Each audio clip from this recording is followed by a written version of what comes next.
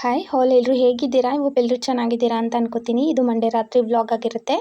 ನಾನು ಆಫೀಸ್ ಕೆಲಸ ಎಲ್ಲ ಮುಗಿಸಿ ಊಟಕ್ಕೆ ಮಾಡ್ಕೊಳ್ಳೋಣ ಅಂತ ಬಂದೆ. ನಾನು ಇಲ್ಲಿ ಅಡುಗೆನ 7 ಗಂಟೆಗೆ ಸ್ಟಾರ್ಟ್ ಮಾಡಿಬಿಡ್ತೀನಿ. ನಾನು ಅಡುಗೆ ಏನು ಮಾಡ್ಕೊಳ್ತಾ ಇದ್ದೀನಿ ಅಂದರೆ ಇವತ್ತು ಶಾವಿಗೆ, ಅದಕ್ಕೆ ಕಾಂಬಿನೇಷನ್ ಆಗಿ ಸ್ವೀಟ್ ಕಾಯಿ ಹಾಲು, ಹಾಗೆ ರಸಮ್ ಕೂಡ ಅನ್ನ ಮಾಡ್ಕೊತಾ ಇದ್ದೀನಿ. ರಸಮ್ ಪೌಡರ್ ನಾನು ಮನೆಯಲ್ಲೇ ಮಾಡ್ಕೊತೀನಿ. ಹಾಗೆ ಶಾವಿಗೆನ ನಾವು ನಾರ್ಮಲಾಗಿ ಮುದ್ದೆ ಮಾಡ್ಕೊತೀವಲ್ಲ, ಅದೇ ಥರ ಮುದ್ದೆ ರೆಡಿ ಮಾಡಿಕೊಂಡು ಅಕ್ಕಿ ಹಿಟ್ಟಲ್ಲಿ ಮಾಡ್ಕೋಬೇಕು.